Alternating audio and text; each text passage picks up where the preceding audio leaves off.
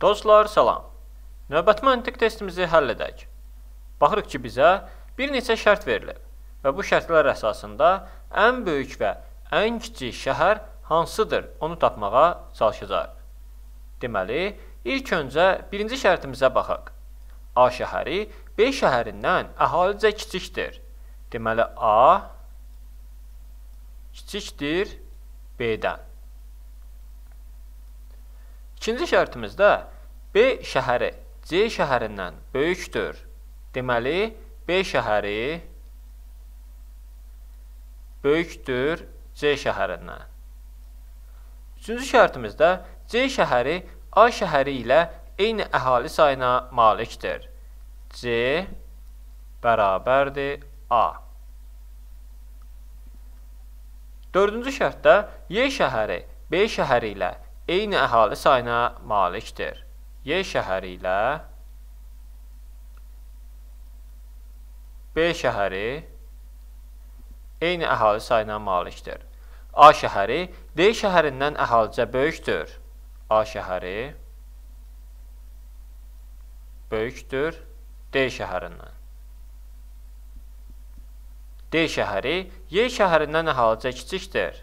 D şəhəri kiçikdir Y şəhərindən.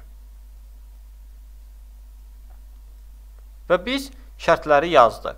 İndi isə bunları qruplaşdıraq. Deməli, baxırıq ki, C A-ya bərabərdir Y də B-yə. C bərabərdir A-ya, Y də bərabərdir B-yə.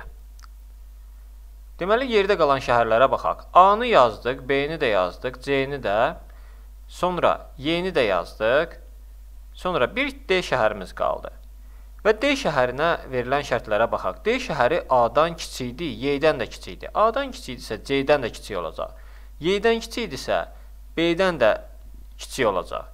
Deməli, bir də C ilə C-A bir-birinə bərabərdir, Y ilə B də bir-birinə bərabərdir. Görək bunların hansı böyükdür? Baxırıq ki, A B-dən kiçikdir.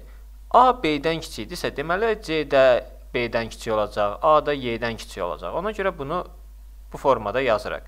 Yəni, A kiçikdirsə B-dən və B də böyükdürsə C-dən, deməli B ilə Y də böyük olacaq A ilə C-dən.